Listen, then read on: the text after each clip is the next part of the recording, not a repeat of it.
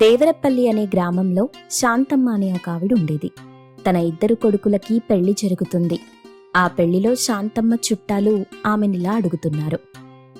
పిన్ని, భోజనాలైతే అదరగొట్టేశారు. ఇద్దరికీ ఒకేసారి పెళ్లి చేసి ఖర్చు మిగిలించుకున్నారుగా. అలా చేయడానికి పెద్ద కారణమే ఉందమ్మా. వెన్నెలకి కిషోర్కి మేము కుదిర్చిన సంబంధం. మా చిన్నోడు సురేష్ హాసిని అనే అమ్మాయిని ప్రేమించి పెళ్లి చేసుకున్నాడు. కట్నం 1 రూపాయి లేదు. అందుకే పెద్ద కోడలు కట్నం డబ్బుతోనే ఇలా చెయ్యాల్సి వస్తుంది. పర్వాలేదులే పిన్ని, ఖర్చులో ఖర్చు మిగిలిందనుకోవడమే అని వాళ్ళిద్దరూ మాట్లాడుకుంటూ ఉండగా పక్కనే ఉన్న కాంతమ్మ, ఇప్పుడు ఇవ్వకపోయినా తర్వాత డబ్బేమైనా ఇస్తారేమోలే. అప్పటిదాకా కొంచెం అమ్మాయిని జాగ్రత్తగా చూసుకో, పక్షపాతాలు లేకుండా. అందుకు అత్తగారు శాంతమ్మ సర్లే అన్నట్టు మాట్లాడుతుంది. ఇక పెళ్లి తంతు పూర్తయిపోయింది. సరిగ్గా 1 నెల రోజులు గడిచాయి. 1 నెల రోజుల తరువాత పెద్ద కోడలు ఇంటి ముందు శుభ్రం చేసి అందమైన ముగ్గులు పెట్టి ఇంటి పని చేస్తూ ఉంది. అది చూసిన అత్తగారు, ఏంటమ్మా ఈ పనులన్నీ నువ్వు చేస్తున్నావు? ఆ చిన్న కోడలేం చేస్తుంది? ఇంకా నిద్ర లేవలేదా? ఏముందిలే అత్తయ్యా, ముందు వెనక ఎవరు నిద్రలేస్తే వాళ్లే పనులు చేస్తాం కదా. ఇందులో ఏముంది చెప్పండి. లక్షలకు లక్షలు కట్నం తీసుకొచ్చిన నీతో పని చేయిస్తానా ఏంటి? నువ్వీ రోజు నుండి పని చేయాల్సిన అవసరం లేదు. నీకేం కావాలో చెప్పు, అది తీసుకొస్తాను. తినే టీవీ సీరియల్స్ చూస్తూ ఉండు. ఆ మాట వినగానే ఆమె చాలా సంతోషిస్తూ సరే అత్తయ్య అంటుంది. అంతలో సురేష్ బయటకొస్తాడు. దాన్ని చూసిన శాంతమ్మ వెంటనే ఒక బకెట్ నీళ్లతో సురేష్ గదిలోకి వెళ్తుంది. అక్కడ పడుకున్న హాసిని మీద నీళ్లు పోస్తుంది. హాసిని ఒక్కసారిగా భయపడుతూ పైకి లేచింది. ఏంటి ఇదంతా కళ? అత్తగారు నా మీద నీళ్లు పోశారనుకున్నాను అని అనుకుని బయటకొస్తుంది. హాసిని, ఇప్పటిదాకా పడుకుంటే ఎలా చెప్పు?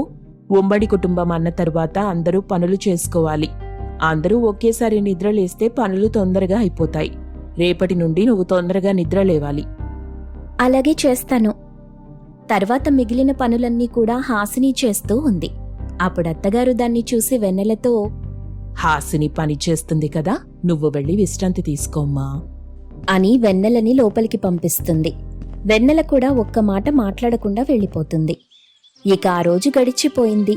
మరుసటి రోజు ఉదయం నుండి ఇంట్లో పరిస్థితులన్నీ తారుమారైపోతాయి.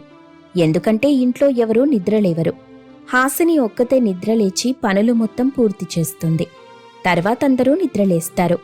ఒకరి తరువాత ఒకరు హాసిని దగ్గరికొచ్చి టిఫిన్ పెట్టమని అడుగుతారు. అందరికీ టిఫిన్ వడ్డిస్తుంది. అలా వారం రోజులు గడిచాయి. వారం తరువాత హాసిని తన అత్తగారితో, అత్తయ్య, మనిల్లేదో పెద్ద హోటల్లాగా అందరూ వాళ్ళకి కావలసినవన్నీ రాత్రిపూట చెప్పి వెళ్తున్నారు. నేను ఉదయాన్నే అవన్నీ చేస్తున్నాను. అసలు వెన్నెలక్క ఒక్క పని కూడా ముట్టుకోవటం లేదు. నేను ఇలా అన్ని పనులు చెయ్యలేకపోతున్నాను. మీరే ఒక మాట చెప్పండి అత్తయ్య తనకి. ఆ మాట వినగానే అత్తగారు కోపంగా, ఎందుకు చెప్పాలి? నేనే తనని ఒక్క పని కూడా చెయ్యకుండా కూర్చోమని చెప్పాను. ఎందుకంటే తను లక్షల కట్నం తీసుకొచ్చింది. నువ్వు 1 రూపాయి కూడా తీసుకురాలేదు. నీకు దానికి తేడా చూపించాలి కదా మరి. హాసిని ఆశ్చర్యపోతూ, కట్నం ఒకటే కాదు కదత్తయ్యా, మనం మనుషులం. కనీసం నన్ను మనిషిగా కూడా చూడటం లేదు. ఒక మనిషి ఇన్ని పనులు ఎలా చేయగలుగుతుంది? మీరైనా అర్థం చేసుకోండి. పెళ్లి చేసుకునే ముందు తెలీదా? ప్రేమ వివాహం చేసుకుంటే కష్టాలు తప్పవని. కష్టాలు పడకపోతే ఎలా చెప్పు అని అక్కడి నుండి వెళ్ళిపోతుంది. అప్పుడు హాసిని తన మనసులో, నాకిప్పుడు పూర్తిగా అర్థమైంది. మా అత్తగారు కావాలని నన్నిలా చేస్తున్నారు. ప్రేమ వివాహం చేసుకుంటే వాళ్లకి కట్నం తీసుకురాకపోతే ఇలా చేస్తారా? నేను ఇదస్సలు ఊహించలేదు. ఈమెలా ప్రవర్తిస్తుందని అనుకోలేదు అని బాధగా తన భర్త దగ్గరికెళ్లి తనతో జరిగిన విషయమంతా చెప్తుంది. ఆ మాటలు విన్న సురేష్, నువ్వేం బాధపడద్దు. మా అమ్మ వాలకం కొన్ని రోజులు గమనించు. తర్వాత మనం ఏం చెయ్యాలనేది ఆలోచిద్దాం అని చెప్పడంతో అందుకామె సరే అంది. కొన్ని రోజులు గడిచాయి. అత్తగారి ప్రవర్తన మరీ మితిమీరిపోతుంది. పెద్ద కొడలు ఏ పని చెయ్యకుండా తను కావలసినప్పుడు నిద్రలేచి తనకి కావలసినట్టు ఉంటుంది. అత్తగారు కూడా తనకేం కావాలో అందిస్తూ ఉంటుంది. బట్టల దగ్గర నుండి తినే వరకు అన్ని విషయాల్లో అత్తగారు ఆమెని బాగా చూసుకుంటూ ఉంటుంది. దాన్ని చూసిన హాసిని తన మనసులో, మాది ప్రేమ పెళ్లి, పైగా కట్నం లేదు కాబట్టి అత్తగారు కావాలని ఇదంతా చేస్తున్నారని బాగా అర్థమైంది. కాబట్టి ఇక ఆలస్యం చేయకూడదు. నా భర్తకి ఏదో ఒకటి చెప్పి ఇక్కడి నుండి వెళ్ళిపోవాలి అనుకొని తన భర్తతో అదే విషయాన్ని చెప్తుంది. అప్పుడు సురేష్, మీ అమ్మ వాళ్ళ సంగతి తెలియక మా అమ్మ ఇలా ప్రవర్తిస్తుంది. ఒకసారి నీ కుటుంబం ఎలాంటిదో, ఎన్ని ఆస్తిపాస్తులున్నాయో తెలిస్తే అంతా తారుమారైపోతుంది. పైగా నువ్వొక్కగానొక్క కూతురువని కూడా తనకి తెలీదనుకుంటాను. మీ అమ్మ డబ్బు మనిషని నువ్వే ఒప్పుకుంటున్నావన్నమాట. అయినా మీ అమ్మ లాంటి వాళ్లతో మనం ఎంతకాలం ఇక్కడ ఉండగలం? మనం వేరు కాపురం పెట్టుకుందాం. మనం అలా చేస్తే నువ్వొచ్చిన తర్వాత కుటుంబం ముక్కలైపోయిందని నీ మీద నిందలు వేస్తుంది మా అమ్మ. అవసరమా? అందుకే నేను చెప్పినట్టు చెయ్యి అంటూ తనకేదో ఒక విషయం చెప్తాడు. అందుకు వెంటనే సరే అని తన తల్లిదండ్రులకి ఫోన్ చేసి ఏదో మాట్లాడుతుంది. అప్పుడు తన తల్లి రత్న, చూడమ్మా, ఇలాంటివన్నీ మేం చెయ్యం. కానీ ఆ ఇంట్లో నువ్వు సుఖంగా ఉండాలి కాబట్టి నాకిష్టం లేకపోయినా మేము నగలు తీసుకొస్తాం. నీ ఒక్కదానికే కాదు, అందరికీ అని చెప్పడంతో తను చాలా సంతోషిస్తుంది. ఇక ఆ రోజు అలా గడిచిపోయింది. మరుసటి రోజు ఉదయం రత్న చాలా నగలు తీసుకుని శాంతమ్మ ఇంటికొస్తుంది. శాంతమ్మ రత్నాన్ని చూసి, ఆ అమ్మాయి పైనుంది, పిలుస్తాను, మీరు హాల్లో కూర్చోండి, మంచినీళ్లు తీసుకొస్తాను అని చెప్పి చిన్న కోడల్ని పిలిచింది. చిన్న కోడలు సురేష్ అక్కడికొస్తారు. ఇంట్లో ఉన్న అందరినీ పిలవండి అని అనడంతో అందర్నీ పిలుస్తుంది హాసిని. ఇంట్లో ఉన్న అందరూ అక్కడికొస్తారు. ఇదిగోండి, ఇంటికి పెద్దవాళ్లు కాబట్టి నా వదిన అన్నయ్యకు బట్టలు మరియు బంగారు నగలు తీసుకొచ్చాను అంటూ ఒక్కొక్క జంటకి నగలు బట్టలు అందించింది. వాళ్లంతా వాటిని చూసి ఆశ్చర్యపోతారు. చాలా బాగున్నాయో దినా, మీరిలాంటి బహుమతి తీసుకొస్తారని అస్సలు ఊహించలేదు. నేను మీకోసం కూల్ డ్రింక్ తీసుకొస్తానాగండి అని అనడంతో రత్న, వద్దు, ఇప్పుడేమొద్దు. మీ అందరినీ చూసి అందరికీ బహుమతులిచ్చి వెళ్లాలనుకున్నాను, కాబట్టే వచ్చాను. మీరంతా రేపు మా ఇంటికి భోజనానికి రావాలి, సరేనా అని గట్టిగా అడుగుతున్నా అందరూ సరే అంటారు. మరుసటి రోజు రత్న వాళ్ళింటికి అందరూ వెళ్తారు. రత్న వాళ్ళింట్లో పనివాళ్లు చాలా రకాల పండ్లు తీసుకెళ్తుంటారు. అప్పుడు శాంతమ్మ హాసినితో, ఈ పండ్లన్నీ ఎక్కడి నుండి తీసుకొస్తున్నారు? దగ్గరలో మార్కెట్ కూడా లేదనుకుంటా. మార్కెట్కి వెళ్లాల్సిన అవసరమేముందత్తయ్యా, మాకు తోటలున్నాయి, అన్నీ సొంత తోటల నుండొచ్చినవే అని చెప్పడంతో ఆమె ఆశ్చర్యపోయింది. వెంటనే తనని ఆస్తిపాస్తుల గురించి అడిగింది. 10 ఎకరాల మామిడి తోట, 10 ఎకరాల కొబ్బరి తోట, 3 చేపల చెరువులు, 5 రొయ్యల చెరువులు, 10 ఎకరాల పొలం, ఇంకా కొంత డబ్బు, బంగారం ఉన్నాయత్తయ్యా. నేనొక్కదాన్నే కదా కూతుర్ని, వాళ్ల తదనంతరం ఆస్తి మొత్తం నాదే కదా అని చెప్పడంతో అత్తగారు తన మనసులో, ఎన్ని రోజులు బంగారు గుడ్డు పెట్టే బాధతో పని చేయించానా? ఎంత పెద్ద తప్పు చేశాను అని అనుకుంది. మరుసటి రోజు నుండి అత్తగారు పూర్తిగా మారిపోతారు. హాసినితో పని చేయించటం మానేసి పెద్ద కోడలి చేత పని చేయిస్తుంది. ఇంకా పెద్ద కోడల్ని అనరాని మాటలంటుంది. దాన్ని విని వెన్నెల చాలా బాధపడుతుంది. రోజులలా గడుస్తున్నాయి. అత్తగారి ప్రవర్తన గమనిస్తున్న హాసిని తన దగ్గరికెళ్ళి, అత్తయ్యా, మీరు కేవలం డబ్బుకి ప్రాముఖ్యతిస్తున్నారు. పాపం, ఒక్కదాన్ని చేసి అన్ని పనులు చేయిస్తున్నారు. మొన్నటి వరకు నేను బలయ్యాను, ఇప్పుడు అక్క బలవుతుంది. ఈ మార్పంతా ఎందుకోసమో నాకు తెలుసు. ఏమైనా డబ్బు చూసి ప్రేమ నటించకండి, అదంత మంచిదేం కాదు. ఇద్దరు కోడళ్ళు మీకు 2 కళ్ళలాంటి వాళ్లని భావించి ప్రేమతో చూడండి, అప్పుడు కుటుంబమంతా సంతోషంగా ఉంటుంది అని అందరి ముందు గడ్డి పెట్టినట్టు మాట్లాడడంతో అత్తగారు ఏం మాట్లాడకుండా ఉంటారు. ఆ రోజు నుండి ఇంట్లో అన్ని పనులు కూడా ఇద్దరు కోడళ్ళు కలిసి చేసుకుంటూ ఉంటారు. అత్తగారిని అస్సలు కదిలించరు. రోజులు గడిచే కొద్దీ అత్తగారి ప్రవర్తనలో మార్పొస్తుంది. ఆ మార్పు కారణంగా ఆమె ఇద్దరు కోడళ్లకు క్షమాపణ చెప్పింది. ఆ రోజు నుండి ప్రేమ పెళ్లి, పెద్దలు కుదిర్చిన పెళ్లి, ఆస్తిపాస్తుల భేదాలు అస్సలు లేవు. అందరూ కలిసి సంతోషంగా ఉంటారు. రాధమ్మ తన కొడుకు వాసుకి పెళ్లి చేయాలని ఎక్కడెక్కడో సంబంధాలు చూస్తోంది. కాని ఏదీ కుదరటం లేదు. రాధమ్మ భర్త శివయ్య ఏమో ఇక తన కొడుక్కి పెళ్లి చెయ్యలేమనుకున్నాడు. ఆ సమయంలో రాధమ్మ, ఏంటండి మీరు? వాడేమైనా అనాథా? మన కొడుకే కదా, వాన్నలా పట్టించుకోకుండా వదిలేస్తారా? నేను చాలాసార్లు ప్రయత్నం చేసి చూశాను, కానీ ఎక్కడా ఏ సంబంధమూ కుదరటం లేదు. ఏమీ, వాడికి సంబంధాలు కుదరవు. ఎందుకంటే వాడు నీ కొడుకు కాబట్టి. సిటీలో పిల్లనిచ్చేవాళ్ళు చాలా మంది ఉన్నారు, కానీ పిల్ల దొరకాలి కదా. ఈ రోజుల్లో అమ్మాయి దొరకాలంటే భీకరమైన తపస్సు చేయాల్సొస్తుంది. ఇప్పుడేం చేద్దామయ్యా? అలా రాధమ్మ శివయ్య మాట్లాడుకుంటూ ఉండగా అక్కడికి వాసు వచ్చాడు. ఇక వాసుని చూసి కోపంతో మొహం తిప్పుకుంటూ శివయ్య, అదిగో నీ సుపుత్రుడొచ్చాడు కదా, వాణ్ణి అడుగు ఏం చెయ్యాలో. రే నాన్న, ఎవరినైనా ప్రేమించుండొచ్చు కదా. ఇప్పుడు చూడు, నీ పెళ్లి మాకు తలనొప్పి తెప్పిస్తుంది. చూడమ్మా, మీరు కట్న కానుకలకు ఆశపడితే ఏం జరగదు. సిటీ అమ్మాయిని తెచ్చి చెయ్యాలా? పల్లెటూరు అమ్మాయిలంటే మీకు నచ్చదా? మంచి మనసుండి మిమ్మల్ని నన్ను బాగా చూసుకునే అమ్మాయి అయితే చాలు. ఆ విధంగా ఈసారి ప్రయత్నించి చూడండి. మా నాయనే బాగా చెప్పాడు కదండి.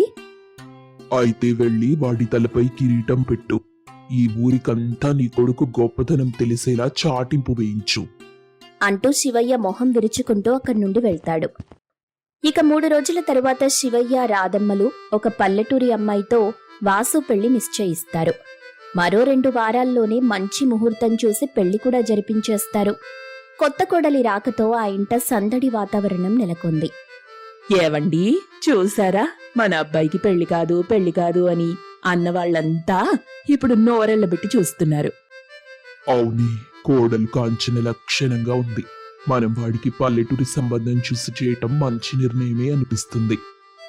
వాళ్లలా మాట్లాడుకుంటూ ఉండగా కొత్త పెళ్లి కూతురు కాంచన, వాసులక్కడికొచ్చి పెద్దవాళ్ల ఆశీర్వాదం తీసుకుంటారు. ఇక కాంచన తన అత్తని చూసి నవ్వుతూ, అత్తయ్య, మీకొక మాట చెప్తాను, ఏమనుకోరు కదా? చెప్పమ్మా. మీకంటే మావయ్యే చాలా చిన్నవారిలా కనిపిస్తున్నారు. కాంచనలా అనగానే శివయ్య పక్కున నవ్వాడు.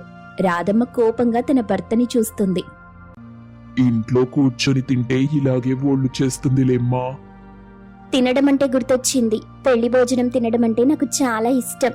మా ఊళ్ళోనే కాదు, మా చుట్టుపక్కల ఏ పెళ్లి జరిగినా అక్కడికి వెళ్లి తినాల్సిందే.